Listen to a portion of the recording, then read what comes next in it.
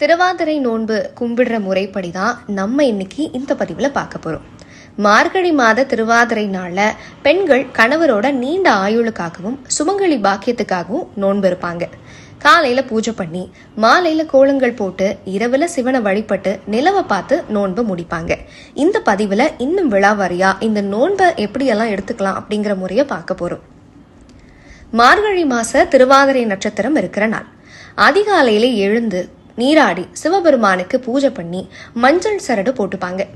நோன்பு நாள்ல உண்ணாவிரதம் இருந்துகிட்டு திருவாதிரை களி கூட்டு மாதிரியான பிரசாதங்களை பண்ணி சிவனுக்கு படைப்பாங்க.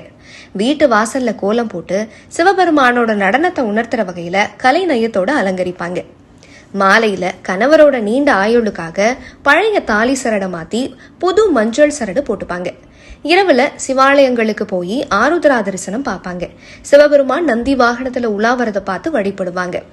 நிலவு வெளிப்பட்டதும் நோன்பு முடிச்சு பிரசாதங்களை சாப்பிட்டு திருவாதிரை களியோட நோன்பை நிறைவு செய்வாங்க.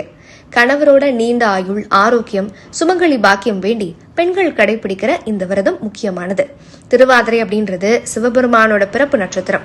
அவர் ஆனந்த தாண்டவம் ஆடின நாள். இந்த நோன்பு சிவ வழிபாட்டோட ஒரு பகுதி. குடும்ப நலனுக்காகவும் தமிழ் கலாச்சாரத்தோட பாரம்பரியமாகவும் இது கருதப்படுது. இந்த விரதத்தை முழு பயபக்தியோட இருந்து சிவபெருமானோட அருளை எல்லாரும் பெறுங்க. மேலும் இது போன்ற பதிவுகளை தெரிந்து கொள்ள பக்தியல் சேனலை சப்ஸ்கிரைப் செய்து கொள்ளுங்க.